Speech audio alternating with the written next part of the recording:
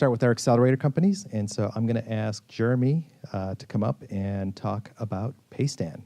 So nice round for Jeremy. Well, let's see. While he's queuing up the slides, just wanted to thank you guys all for coming out and really supporting the TiE community. It's been really helpful for all of the companies that have been involved. I think I can speak for all of us that we really enjoyed the process. We thought it was really valuable. So welcome to TiE Demo Day. We appreciate you're here.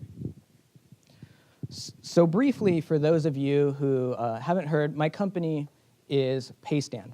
My name is Jeremy Allman. I'm the founder. And at a high level, what we do is enable organizations to receive money on their website or their application. We are a payment gateway. We're a next-generation payment gateway in two really core unique ways. We enable multiple forms of payments. So things like credit cards, electronic check, and digital currency all in one system. And we do that to drive down or eliminate transaction fees. Let's see. This may not be working. It did work. Very good.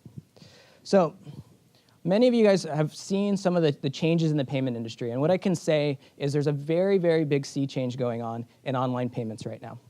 And one of the reasons why is because we are moving billions and billions of dollars online. But the vast majority of that money is going through the card networks. Those credit card networks were built in the 50s, which was a good bit of time before the internet. And there's a series of inefficiencies that make the system not ideal for businesses. Now, those inefficiencies end up in the form of dollars. Right now, nearly every business is charged roughly 3% for all money that they receive when they receive money online. That 3% adds up to significant part of their operating margin. We think that 3% is unfair in a system that ultimately is moving bits, ones and zeros, from one bank database to another.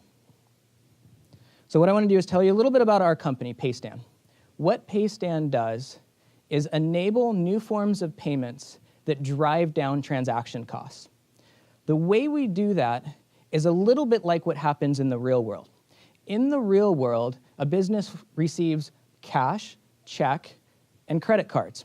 And when they receive cash, check, and check, oftentimes there's no transaction fees. They receive $100, they keep their $100. We see that happen also in places like gas stations and coffee shops. When you walk into that gas station, you're often charged $2.99 cash price. Well, maybe not in the summertime, but most other times you're charged $2.99. And in places like AMPM, what you'll find is they might charge $3.05 to pay in a credit card price. Not because the gas station's making extra money, but because that's the cost of the network. Same thing goes when you walk in your favorite coffee shop. Oftentimes, a $3 cup of coffee is $3 at cash. But if you're paying for less than $10, because it's expensive on the margin, the extra convenience of a credit card will cost 25 cents more. For the first time, we do that online. What we do is essentially provide a cash mechanism for people to pay online. That's digital currency. We also provide an electronic check mechanism for people to pay, as well as credit cards.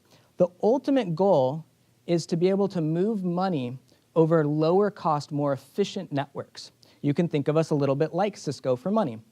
Our goal is to drive down the cost of online transactions. Now, we do that really not because we're a nonprofit. The capitalists in the room are wondering, how do we make money? Our ultimate goal is to change the payment industry into a fixed cost SaaS business model. We call it payments as a service. Businesses pay every month $50, $100, $300 a month to use our software and receive 100% of their funds. That's important because we've seen this model happen in other industries. In industries like the entertainment industry and the music industry, as digital delivery lowered the cost, we saw things like Netflix and Spotify build a fair subscription-based model. We're doing the same to money and payments. We believe that ultimately money is just software, and ultimately the fair way to charge is on a fixed cost. Now, we only launched in early April, but we've had phenomenal traction. And I think the reason why is this really resonates with customers and merchants. Giving their customers a choice and not taxing the merchant for their success is something that I think is ultimately where the future of money is going to go. You can see our traction. We've been growing 25% month over month in terms of customer growth and revenue. We've proven that customers both want our product and are willing to pay for the product in this new type of model. We've also had phenomenal, I think, feedback in the press, which I think really helps. And we've had distribution partners that really sell to merchants, and they found that they're ripping out companies like PayPal and other payment companies and putting us in because they know this is better for their merchant base. We've been able to execute very, very rapidly over the last few months because we have a team that's got a strong background in the financial space, Morgan Stanley, debt market, in e-commerce, and big technology as we innovate. Companies like Google, Veeco Instruments, VMware, all billion-dollar companies that have really innovated in their space. We also have the who's who of payment industry on our board of advisors. We feel really blessed to have them. As a company, where we're at is we raised a seed round of $1 million at the end of March. Very recently, we opened up another $1 million and basically a week and a half ago. Nearly all of that's already been committed. We have about $200K left. So if anybody's interested, there's a little bit of money left. But I think for many of you who might be looking at getting involved for the company at a more detailed, more depthful level, what we're going to do is raise a Series A in about 3 to 6 months, and we'd love to start building a relationship with you now. Thank you very much. My name is Jeremy Almond, and that's PayStan.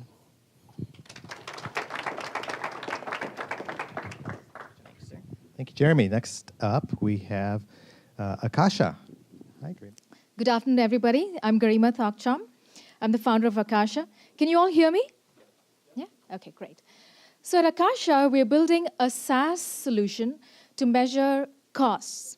What we do is we measure infrastructure usage in the enterprise, and then we provide intelligent reports and recommendations for optimizations. So what exactly do we measure? We measure the usage in virtualization platforms, and this is not just VMware, but it's all the important ones. We measure the usage in private cloud platforms, as well as the public cloud platforms. So most enterprises today are very mixed. So taking that in mind, we measure usage across the entire mix of platforms. What do we do with this data?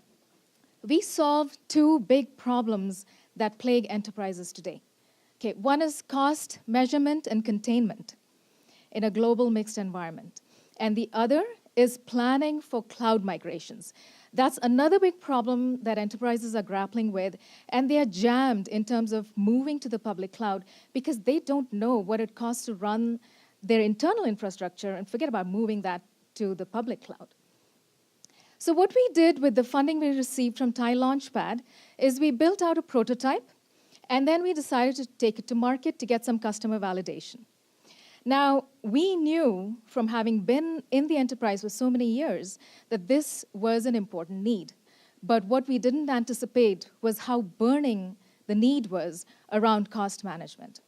So as we did our demos, we began to hear from customers saying, we need this product now. When can you come in and deploy it? And we just have a prototype at the moment. So what we decided to do was we offered to do manual proof of concepts. And in 2 months, we have 8 customers signed up for POCs and more in the pipeline. So what I'm going to do is talk about these POCs a little bit so you get to see exactly what's happening in the real world and how we are solving it. So the first POC is Calidus Cloud. And I want to thank Calidus for being here. The CIO, Shyam Chatterjee, and their Director of Operations, Satish Macharla, are at the table. So if you want to talk to them after all the presentations, feel free to do so. So this particular POC, they have 8 sites. 6 are internal, and 2 are in rack space. Their problems were that they did not have visibility into chargeback. They were doing capacity management, but it was manual and highly laborious.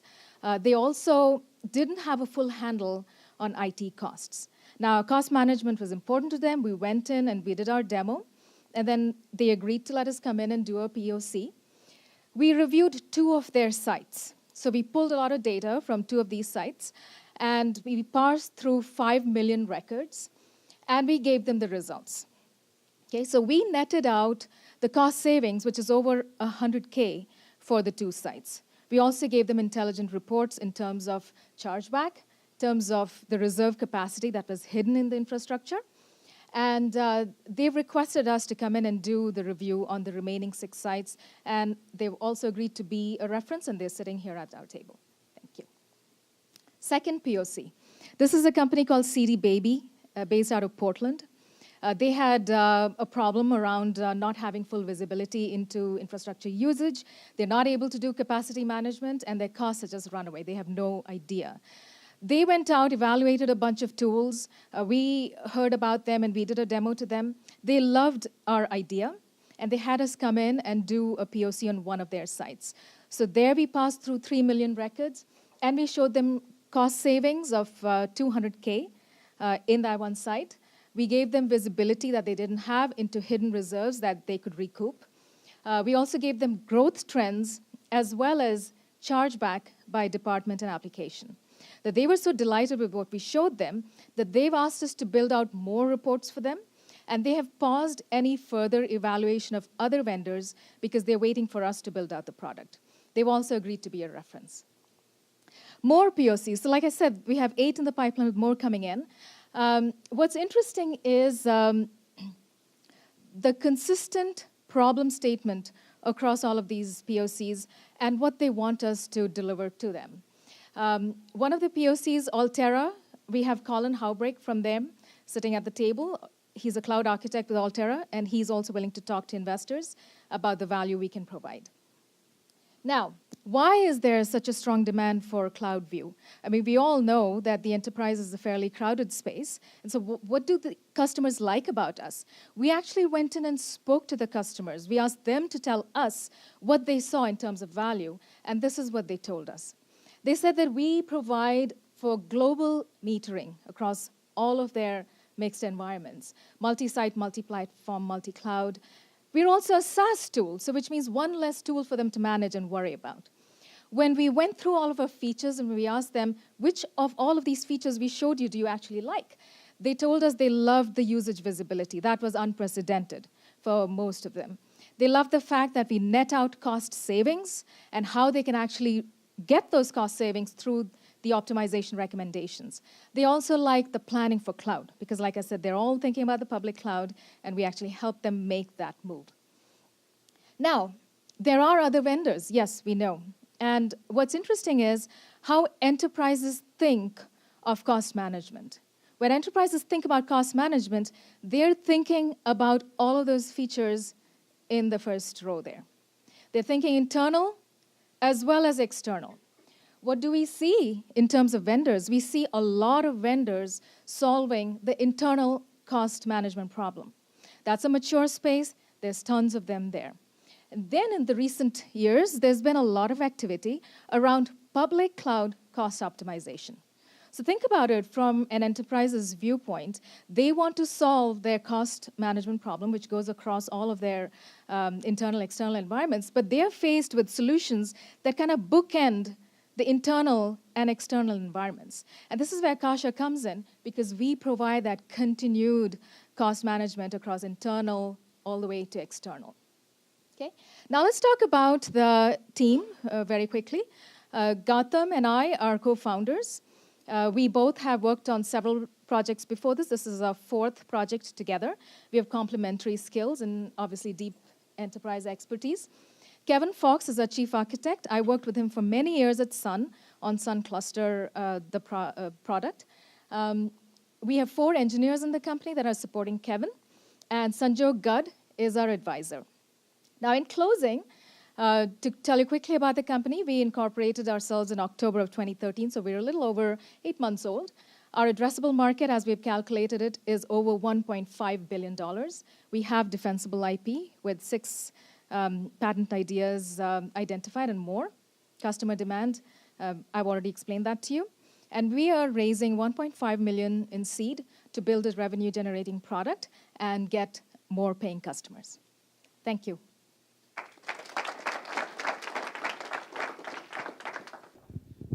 Thanks, Garima. Just as a footnote on that, so the CIO, Khalidis, Sham, who's over there, he's a charter member with TiE, and He certainly took the meeting because he's a charter member and he wants to help back, but he became a customer because he saw value in the product. But it does give you a sense of the power of the TiE network. Next up, we have Vinay, who's going to talk about his company Gumbel, and this is a company that we love so much that TiE itself became a customer. Thank you. Thanks, Prashant. Hello, everyone. My name is Vinay Iyer. I'm the founder and CEO of Gumbel. As background, I spent 13 years as a marketer at SAP and Siebel Systems. And at SAP, I was a VP of global marketing with a big budget and literally did hundreds of events over a 7-year career.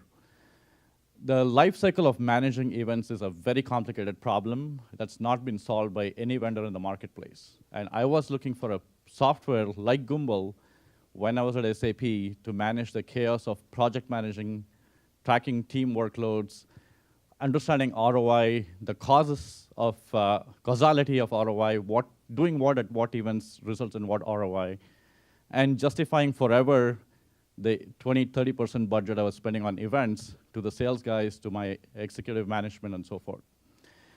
It's a really complicated problem that stresses people out. In fact, the Wall Street Journal listed the life of event planners as the 5th most stressful job in the US, together with airline pilots, military personnel, firefighters. It's a really complicated problem, and it's funny that I was actually pitching Gumbel to Twitter, where Tom Spano, who's here, as a customer, and Tom was getting burnt out on his job, and we saw the idea, his lights went off, and he jumped ship from Twitter and joined my team to head up sales and marketing. So it's an exciting time. The third person on the team that you see there is Matt Gunderson. He's a 20+ year event professional in the Bay Area, having done work for Salesforce.com and Safeway and NetApp and those companies. And he joined us because he thinks there's a real opportunity for change, and he wants to be in the game at the early stage. He heads up our customer support. So with this background, I'm really excited to present the opportunity because we are game-changing the space in a very big way. And to help you understand the opportunity, let's look at the pain in the space. One of the most fundamental facts of event management is that every event is its own unique beast to manage. There are a number of moving parts: speakers, sponsors, exhibitors, venues, marketing activities, advertising, et cetera, that goes into the making of an event. And every one of those relationships is managed manually in spreadsheets, by emails, through faxes. And it's also amazing how many people carry binders these days to manage their activities. The sourcing of suppliers is all, again, a manually identified, manually contracted, manually negotiated effort. And there's no history of tracking who was used, which hotels we used, what venues we used, and how can we consolidate this spend across geographies and do better negotiations with vendors. The tracking of financials almost doesn't exist. Most people track their budgets and they track their expenses after the fact. That's when they get some time to look at all the receipts. So no wonder a lot of events run over budget. And the demands are so high. There are so many different stakeholders, both within the company, the sales organization, the marketing organization, the executives, and outside the company, sponsors, exhibitors in particular, who all want all kinds of different reports, that people are forever spending time getting through emails, through telephones, getting information, consolidating information, creating pre-event briefings, post-event briefings, and the life never ends. And they never have time to do any ROI because getting access to data is complicated. There are no tools, and nothing gets done. People are just completely frustrated. And really, the culprits for all of this is there's no tool in the marketplace today. Like I said, I was looking for a solution. I evaluated the market. There's nothing that does the job. And as you all know, Excel, you cannot run your processes and automation on Excel and spreadsheets, and life is really complicated. Now, the problem is not just at the operational level. The problem really percolates up to the CMO, because CMOs are consistently spending 20–25% of their budgets on events. It's a very big deal. It's a key marketing tactic. And when you look at their pain and their challenge, 25% of events don't deliver on the promise. You don't know why something worked, why it didn't work. The people just continue to do the same things, and a lot of things fail. It's very frequently, there are budget overruns of 10–15% that happen, and people only find out after the fact, and there's no control over that. Employees are totally burned out. Like I said, it's the 5th most stressful profession, and there's constant churn. And the problem is every planner uses his or her own spreadsheet, and when they walk away from the company, all the institutional knowledge walks away with them. Replacing them, finding temporary help is really a hard thing to manage. And the worst thing is understanding causality of what worked, what will work, and predicting the outcome of events almost doesn't exist in the industry today. So what's really needed is a solution that can really solve these problems, and here is where we have come up with an innovative product with Gumball. So what's fundamentally different to Gumball is that we have taken a unique approach in the enterprise software to deliver to the users what they need to plan and manage their event their way and not force them to any rigid structure the software enforces.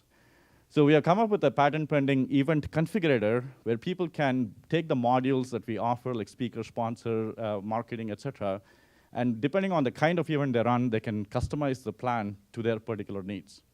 And it's a collaborative event solution, so if there are multiple parties working on the event, they all have their own collaboration workspaces, somewhat like Elance does with your contractors. And they can take care of their work. All information is shared in one place, and there's no chaos. In the process of doing a lot of these events, we are also integrating with adjacent solutions like Marketo, like Salesforce.com, event registration solutions like Cvent, and really bringing all information in one place. And by virtue of companies like Rackspace and Satmetrics doing dozens and dozens and eventually hundreds of events on our platform, we really are aggregating the industry's first consolidated database of all event data and matching and identifying patterns to say what works for what events. And the other advantage we have is that when companies like Rackspace are planning 140 events for the year on our platform, we have advanced knowledge of what people are planning way ahead of the game, 12 months to 3 months ahead of the event itself. So all of this makes it a very exciting opportunity for us to mine the information, to develop proprietary algorithms, make the smart recommendations, and help people do the right things in the first place. So that's what we plan to do in phase 2. So in phase 1, we have launched our product very recently. We've been in beta, and just being in beta, we have acquired 28 customers. 6 are paying, 22 are in pilot. You see some of the brand names there, Groupon, Yahoo, SAP, so forth. Because we are selling to departmental heads, event managers who have their own budgets, it's a very short sales cycle, 4 to 8 weeks. And we clearly have identified the market to pursue, which is a corporate event marketing space. So the big opportunity really is, it's a vast market, a lot of spend in the market, 21% of CMO's budget goes every year. Over 5 million events are held every year according to Frost & Sullivan. And we estimate the market opportunity, available market opportunity for Gumball to be about $7 billion a year. So we've been self-funded to date. We have a stellar team that's delivering on the product and the go-to-market. We acquired customers. We have a huge pipeline that we are struggling to kind of support and move forward. And we're looking to raise $1.5 million in seed round. Thank you very much. All right, thank you, Vinay. So for the next one, we have Ashutosh up here from Quiver. And we're just going to do a quick swap of this thing. You're going to use this? Yeah. This is live, right? A quick footnote for any of the bloggers and the press that are in the room. Quiver's asked that you not mention them in the public media. For the investors, obviously, you're welcome to talk to Quiver, et cetera, but they're just in quiet mode right now.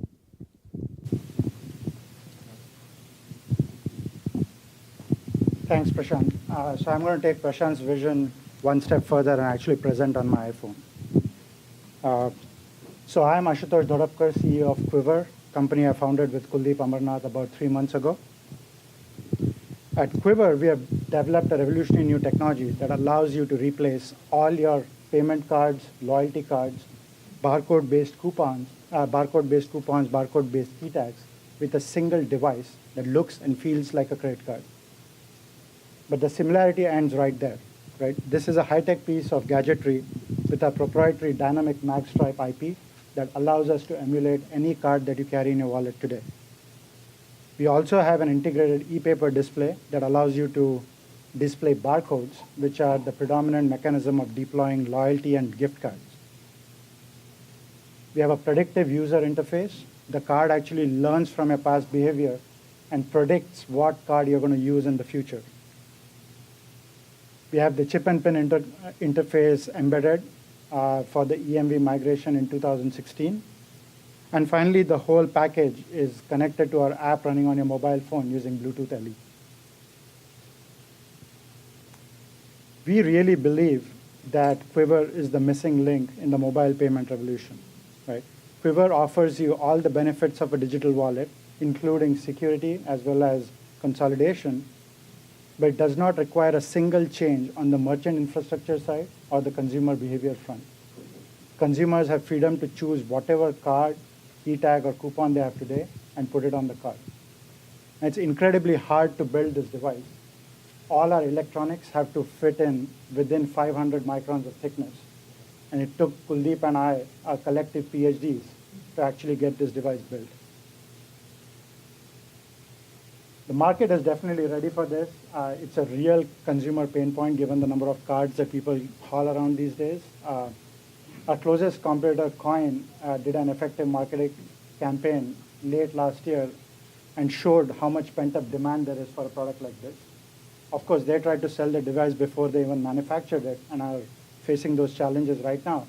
We chose to go a different route and actually build the device first and plan to launch it later this year. But we don't think that the device is the final end game here, right? The device for us is just a network of sensors to sense the consumer behavior that's out there.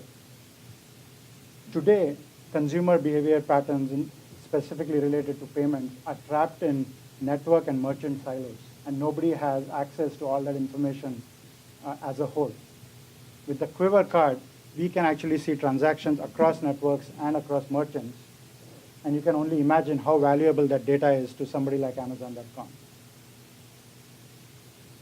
We'll, of course, start selling the device using a direct sales model. The revenue will be based mostly on the sales of the device itself. But over time, as the volumes ramp up, we go to a more efficient channel, specifically retail channels. And that's when we also see some of the revenue from the data kicking in the form of advertising, couponing, and other database services. As I said, building a device of this class is extremely tough, right? And both Kuldeep and I, we have PhDs in EE, but more importantly, we have over 10 years of experience in hardware development, big data, as well as manufacturing. And this project has really tested, all those skill sets. We also have a board of advisors with deep expertise in payments, loyalty, as well as retail that are guiding us on some of the more subtle aspects of this business. For those of you who have talked to us about a couple of months ago, we showed you a very bare prototype. Since then, we have refined the prototype once and are now in manufacturing with our first article. And we hope to see the first article back in about 3 weeks' time frame. We are raising the seed round primarily to launch the product. We want to launch a 1,000-card pilot in Q1 of next year. The goal is to take pre-orders before Thanksgiving this year, and then give out the first 1,000 cards for free, get some field feedback, and then ramp up the volumes. Now, we're done with the boring stuff. I'm actually now going to show you a demo of the card itself. Give me a moment here.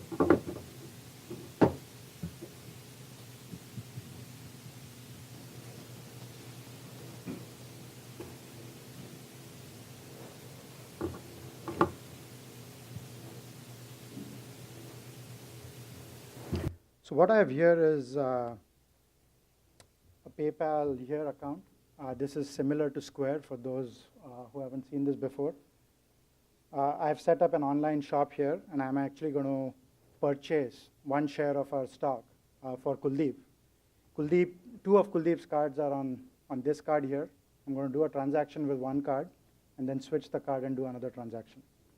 So I'll go ahead and buy a preferred share of the company. You can see that it says swipe card when ready.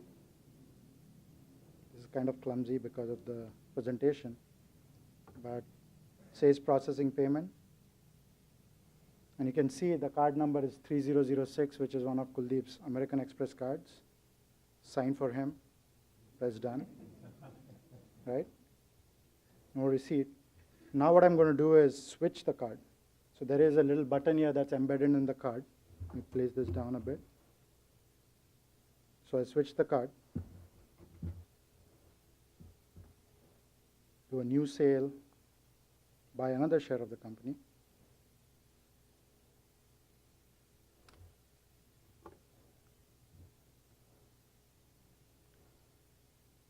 Oh, I again came back to Amex. Anyway, Kuldeep typically does this demo. See?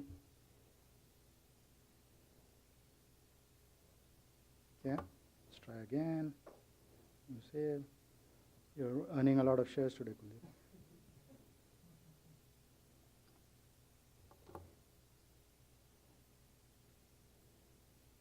Okay, so it switched the card to 9142, which is his MasterCard. So right now, Kuldeep has 3 extra shares in the company, is earning a lot of equity in the company. But we are Quiver, and we want you to lose your wallet. So come talk to us after this presentation. Thank you. So Ashutosh, I'm assuming that you also take Visa. So if any of the investors in the audience want to actually put money, you can swipe it today? Absolutely. And you know, if you use Jeremy's software, you can pay in cash and check as well. That's right. You won't charge extra 2% wholesale or whatever it is, right? So the next, so those are the companies from our accelerator. You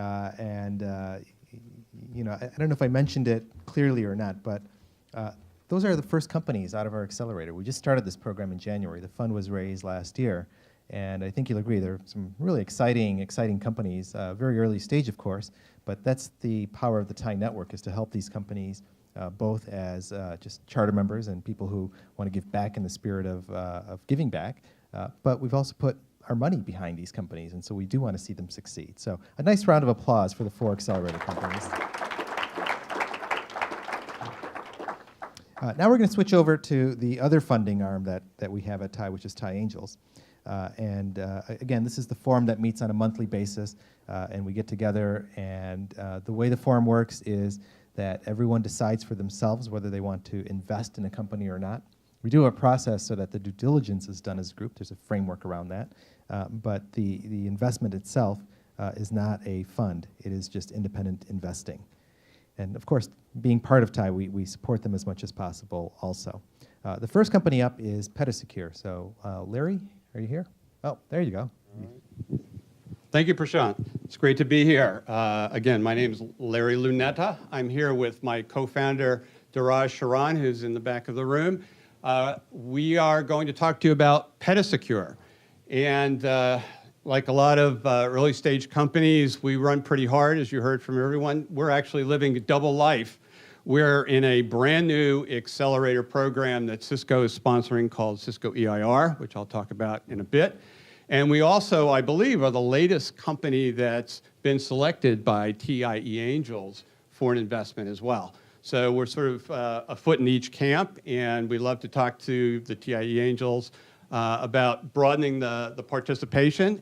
And as you'll hear, we're also closing in on a seed round. Seems like 1.5 million is the number these days, that we hope to have a broader participation in as well.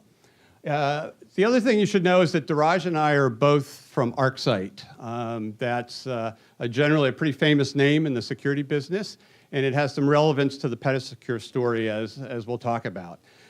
So one of the things that I think is a common theme in many of the companies that you'll be hearing from or we've heard from so far is that basic assumptions are being challenged, being reimagined, and we at Petasecure are doing that as well. So if you know anything about security, sort of the given for any security professional is that where you go to understand where you're under attack and how to deal with that are logs.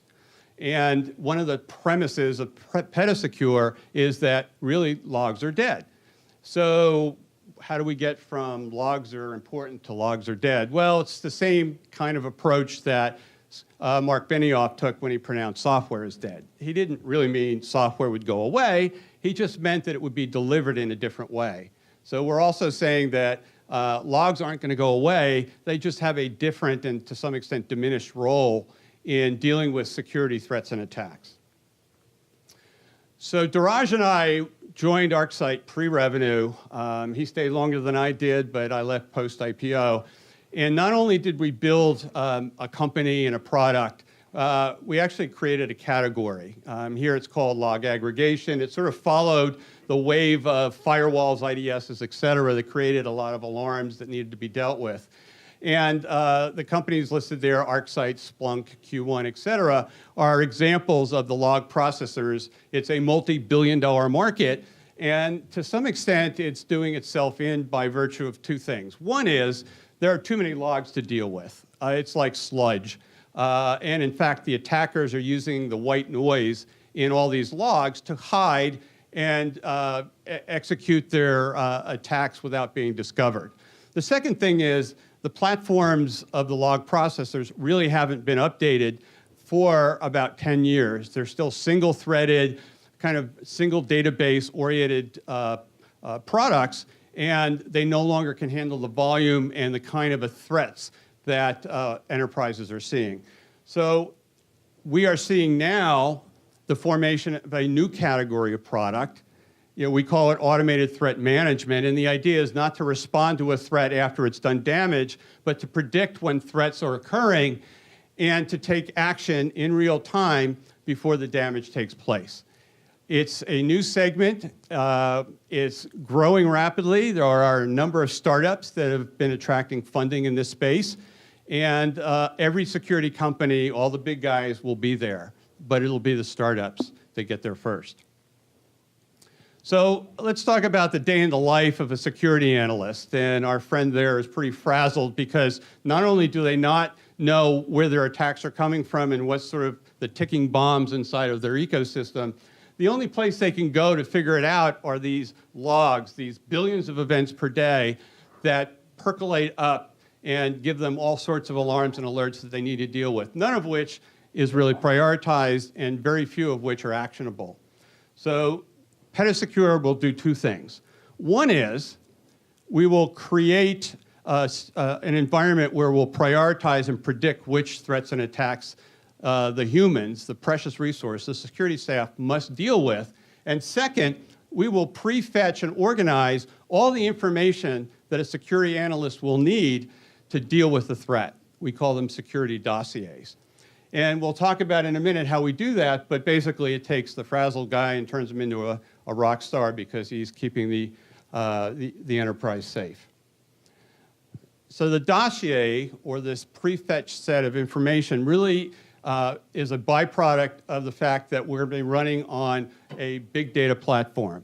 So no surprise, Hadoop is a prominent element in our architecture, and that allows us to use the compute power and the storage resource to prefetch for every important IT element these dossiers. So instead of waiting for the analyst to say, I need to look at something or investigate something and go all through the logs looking for it, taking hours and days and weeks, we've already done all the hard work and organized it in a way where we not only have the current status, we have the history, we have who's talking to who, and we have something called a threat vector, which is what drives the predictive analytics, the machine learning.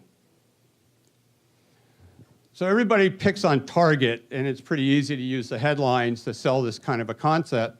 But let's talk about what happened there. On look back, it was pretty obvious for about 90 days or so that FireEye was alarming like crazy that something was going on in those systems before the credit cards got compromised. Well, that didn't help. And in fact, between you and me, it was one of my favorite SIM companies that was trying to keep track of all that. So if you think about having Petasecure installed there, we take all those alarms and alerts, all those logs, put them into dossiers, and keep track of abnormal behaviors. So when those systems started to see new software being executed, new connections being made, new malware being flagged by FireEye, we would have automatically flagged that to the security analyst as something to deal with, way in advance of when those credit cards got compromised. So the idea is to take action before damage. Two key innovations here that I've talked about.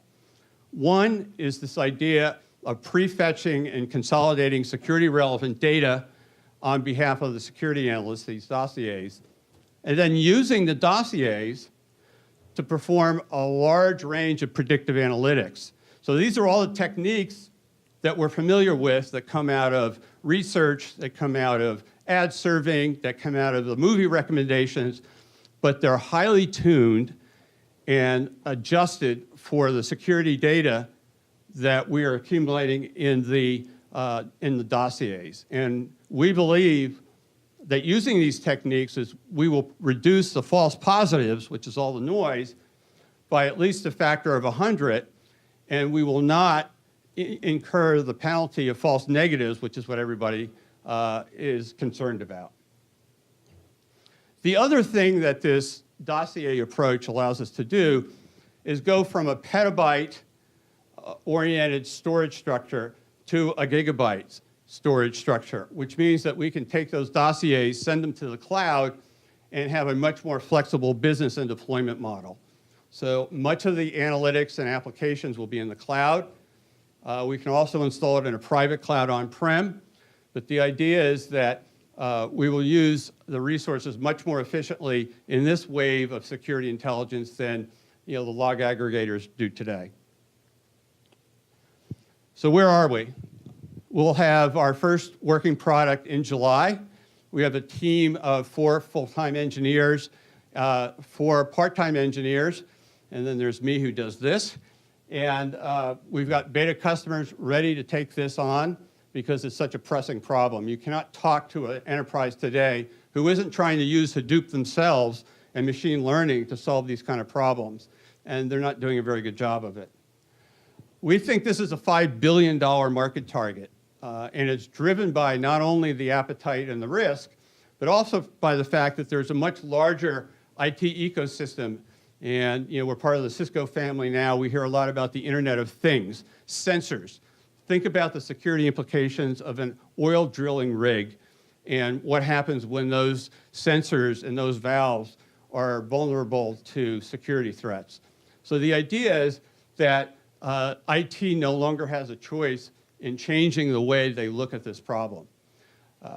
Cisco feels the same way. We had to compete with 150 companies. We were one of 6 companies selected by Cisco for our strategic relevance.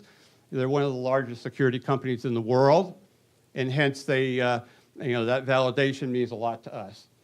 I mentioned that we were selected by TiE Angels also for investment, and like I said, 1.5 million seems to be the right number. We're very capital efficient. We develop in the cloud, we deploy in the cloud. I mentioned also that we're from ArcSight. I do marketing, sales, and the outbound things, and then Garage does the technology. So new category, top of the security pyramid, big data is heavily involved, and we're excited about being part of the new wave. Thank you. Good afternoon, everybody. First, I'd like to thank Prashant for posing for the picture in our slide. It's not every investor who takes off their shirt for the portfolio company, so thank you very much.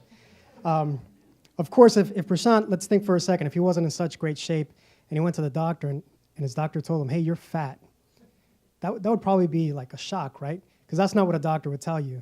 If you were carrying an extra few pounds, what would they tell you?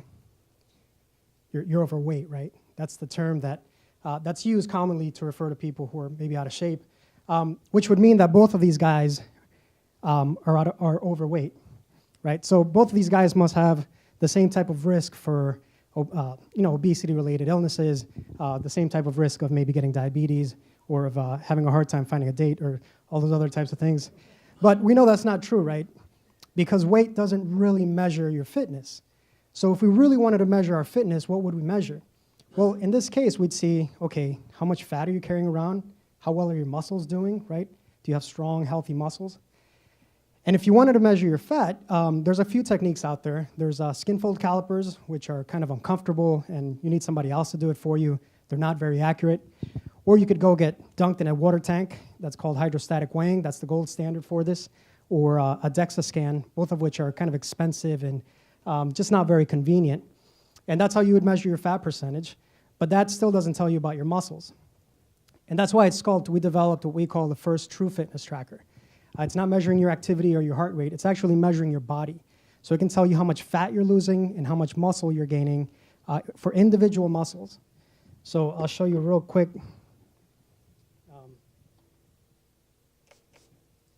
Apply a little bit of water just to make good contact with the electrodes. I have a prototype here. The device has 12 electrodes on the backside.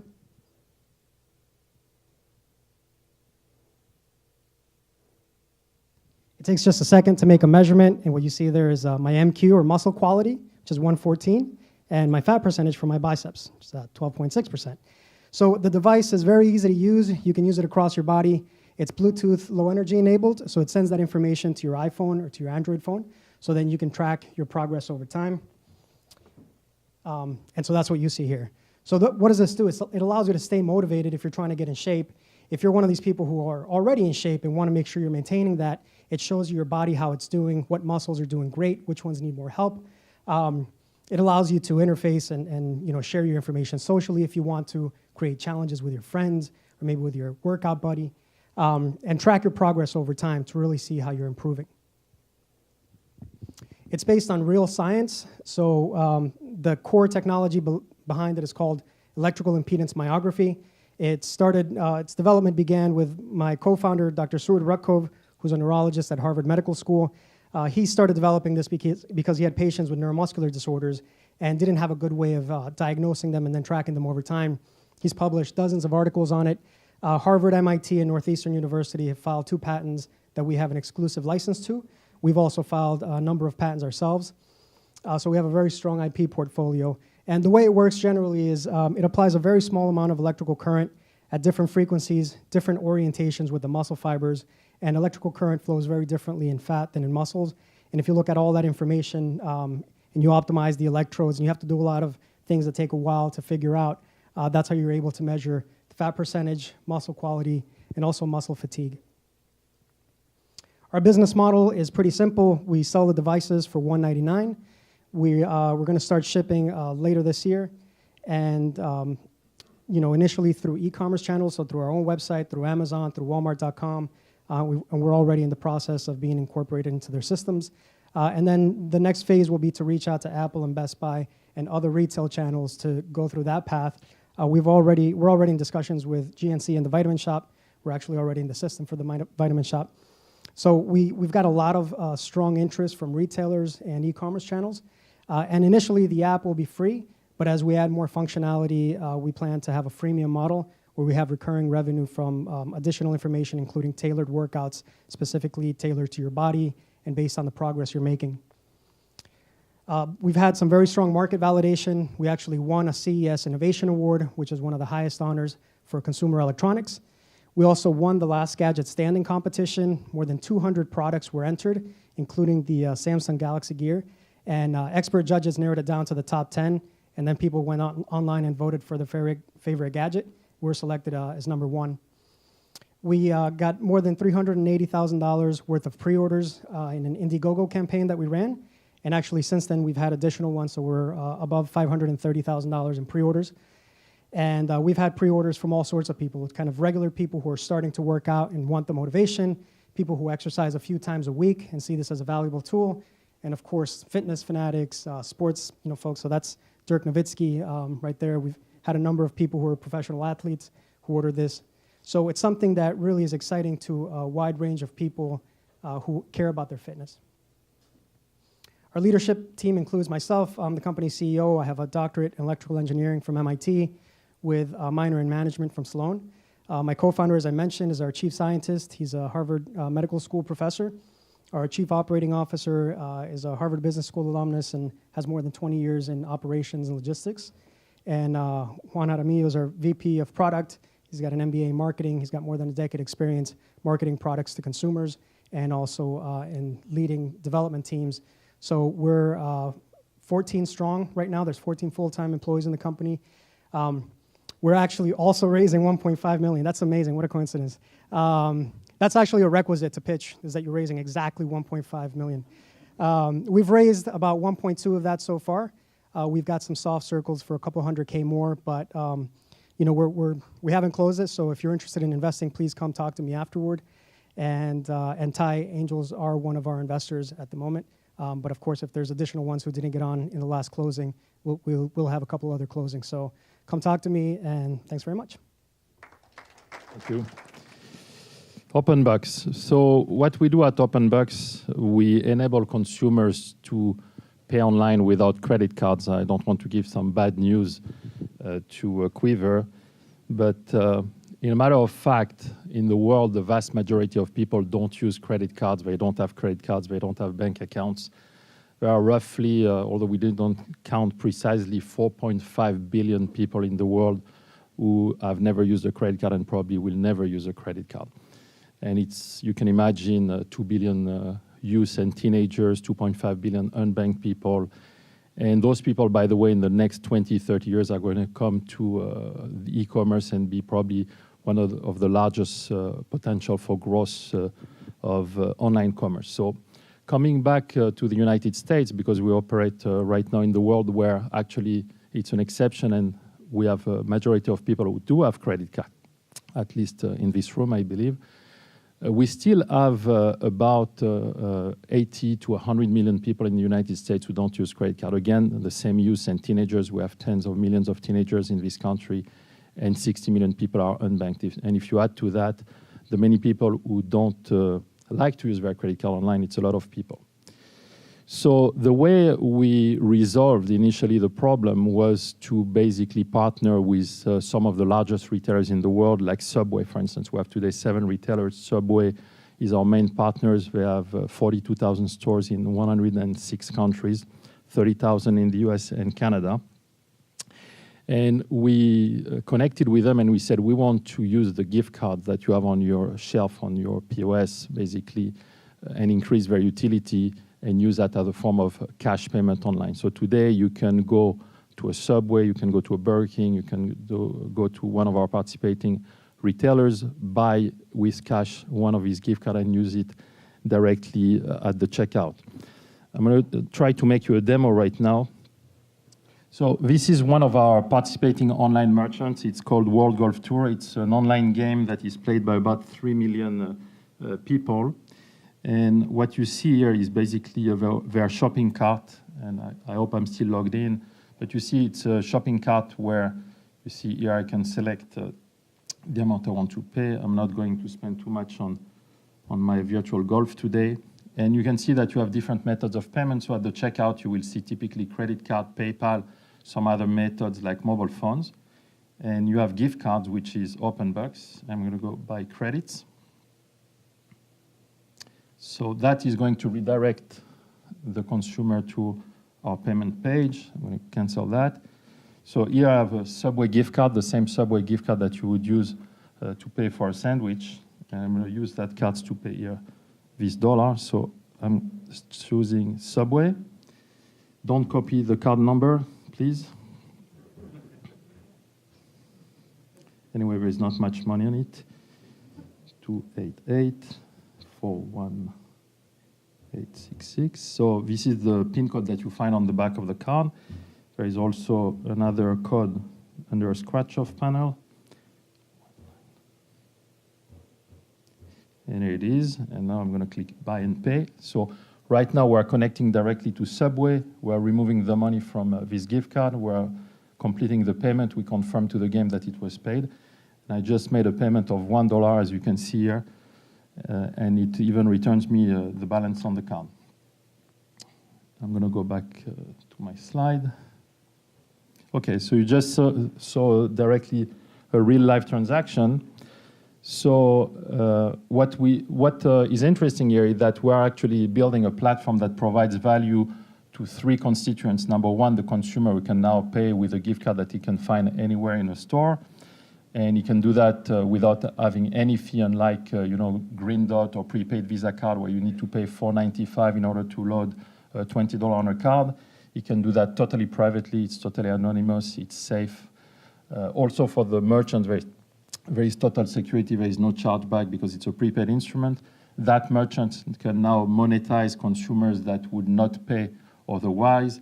What we have seen is that typically when we're at the checkout of an online merchant, we represent 2 to 7% of the checkout over time, and about 71% of those people had never paid anything before. What is also interesting is that the 7 retailers that we have, you see their logo here, Circle K, Shell, Burger King, CVS, etc. We have 75,000 direct stores, but they have also 200,000 other locations where they distribute their cards. You can find those cards, at Walgreens, Safeway, etc. And they get the benefit of the foot traffic. We are sending right now hundreds of thousands of people to Subway, CVS, Burger King to buy those gift cards. And at the same time, in about 60% of the cases, if they go to Subway, they'll also buy a sandwich. So the next step for us is actually to move all that to a platform where instead of doing just one transaction where somebody's going to pay in a game or in an online merchant and we're going to see only one transaction, we're bringing people to the mobile. Everybody wants to move to the mobile. So I'm going to show you a new product that we have and that we are going to pilot very soon at Subway. So this is a kiosk that we build. I'm sure that, I'm not sure people in the back will see, but this is a kiosk that typically would be next to the Coke machine at Subway, for instance. For the stand will be better than Hillel because we'll have a nice metal foot, not a human. So here, when I come to that stand, you have different functions. Some of the functions that we embedded are actually for Subway. We can actually check the gift card balance. And if I swipe the card here, it worked. So you see I have $1.90 like before on that card. We have also some surveys. We will offer other financial services, everyday financial services like top-up of mobile phone, reload of prepaid cards, pay utility bills. Each of these rectangle is about a $20 billion market, probably remittances also. And I'm going to show you how you can buy a gift card directly from that kind of stand. So here I'm going to choose an Amazon card, $10. Any volunteer to receive an Amazon card here? I want somebody has a smartphone. You have a smartphone on you? Pull your smartphone. Is it an iPhone? Good. What is your phone number? 510-862-0903. You can take that number, not my gift card. So you see here, I can pay actually with a Subway card. So if I'm a cash customer, I can go to the sandwich artist, buy a gift card with cash. Here I'm going to use a credit card.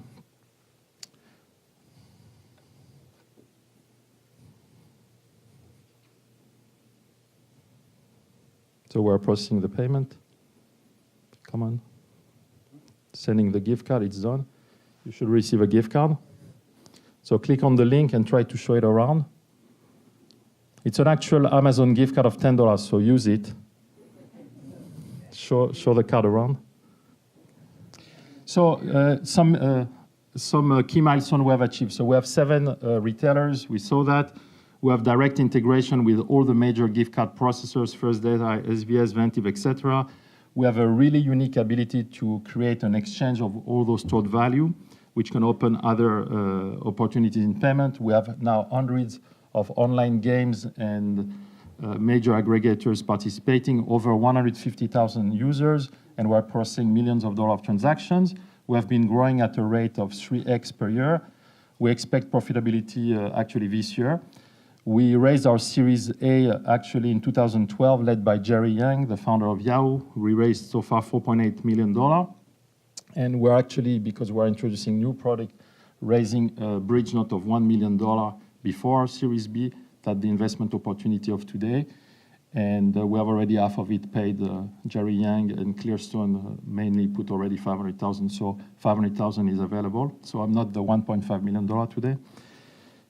The management team, so myself, I'm the CEO of the company. I've been working around cards for a lot of years. We have Geva here, who is our CTO, who is a former PayPal and fraud science in Israel, one of the first engineers of fraud science. Hillel, who is our VP of product, he is also in the room, and Brandon is not here today, but we'll be happy to answer any of your questions afterwards. Thank you.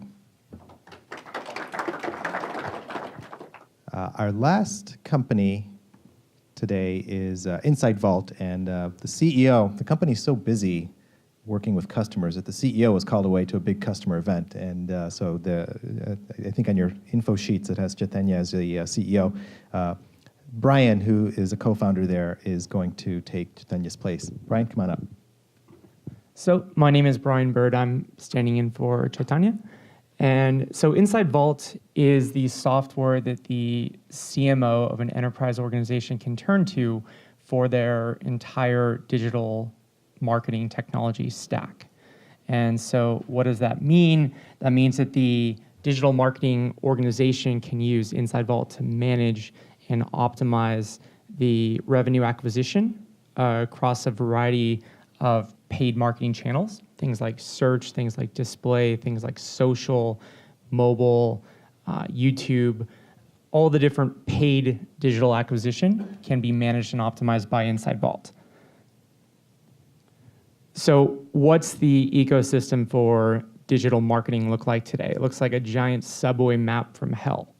And there's a lot of different functions that have to be addressed here. There's attribution, there's tracking across mobile, there's tracking across in-app activity, there's tracking across desktop and laptop activity, there's the management of all these different campaigns across all these different publishers and channels. There's the insights, the device level analytics. So it's a giant mess. But the central theme that we're seeing here is that the only way to really address this is with technology. And so there a lot of different things are being published, but one of the stats that came out last year was saying that the CMO will be a bigger consumer of technology by 2017 than the CIO. And this is often happening because the CMO isn't getting or isn't able to get what they need fast enough from internal development teams, so they have to turn elsewhere and they have to look for solutions. So paid digital marketing it's very fast and growing market. This is obviously, it's here to stay, it's winning. And what we're seeing with the space is that there's oftentimes up to a 20% additional amount of management and just service fees that have to be spent to be able to manage this investment. So that comes from personnel, that comes from software, that comes from all the overhead of being able to manage such a large investment. So Inside Vault comes in by offering that unified stack to be able to track, measure, manage, optimize, and provide automation across this entire ecosystem. And so there's obviously a lot of companies that have tried to do this in the past that are doing this today, but the three companies that we go up against more often than not are Marin Software, Adobe, who acquired Efficient Frontier, and a third company called Kenshu. The common theme here is that these were all technologies that were built, in some cases, upwards of a decade ago. The paradigm today is fundamentally different than it was in 2006 when these technologies were started. And that means that there's a lot of technical baggage that is very much affecting the type of optimization and just plain bottom line ROI that these companies are going to be able to drive. And specifically, last year, Google helped us out by introducing a concept called enhanced campaigns. Enhanced campaigns changed the way that marketers would buy their clicks through the AdWords program by rolling up and taking away some of the levels of granularity and segmentation that you could do when you would build your program. The winners after enhanced campaigns are the companies that do extremely granular tracking and that are doing what we call click level tracking of all those different attributes and all those characteristics of every click that comes to their site. Those three companies that Inside Vault competes with do not do that. And as a result, we're able to drive very clear financial lift from those digital marketing campaigns. So here's an example of a company called Reply.com, spends a few $1 million a month on paid digital acquisition. Their business model is buying clicks. They turn those clicks into referrals or expressions of interest that they turn around and sell to automotive dealerships, real estate brokers, and home service professionals.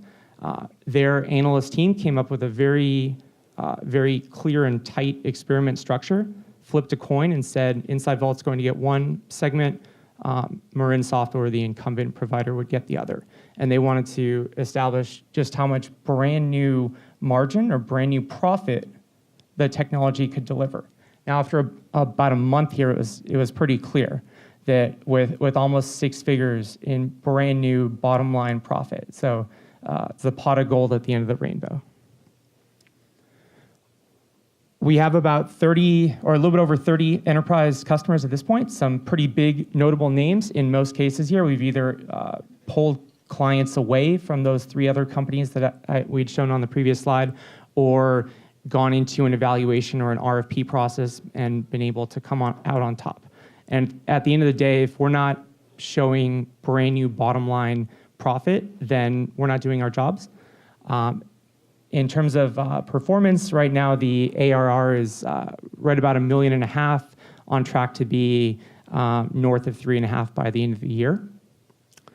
And in terms of the company, so we had mentioned that, so Chaitanya is our CEO, and so he's on site with the customer today. Myself and Enrico, the 3 of us, were all at NextTag and had many years working on one of the largest digital marketing budgets in existence. We have about 25 people total. About half of those are in engineering, and then the rest are spread out across new sales and new account acquisition, account management and retention, and business operations. And we're funded by, by TiE angels, some individual angels, and then also Servant Ventures. So in terms of next steps, we're looking to begin establishing relationships for a Series A later this year, and happy to talk afterward, or feel free to contact me or Chaitanya. His email address is on the flyer, mine is up on the screen. So thank you very much.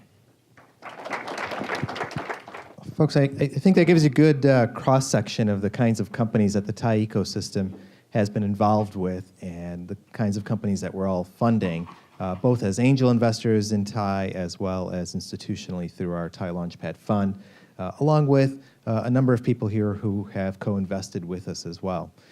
So stick around. We're going to set up some appetizers and drinks. The bar will be open. The companies will be here. Please talk to them, get to know them a little bit better, and we certainly hope that you'll find some good investment opportunities out of these conversations. Thank you, everyone, for coming.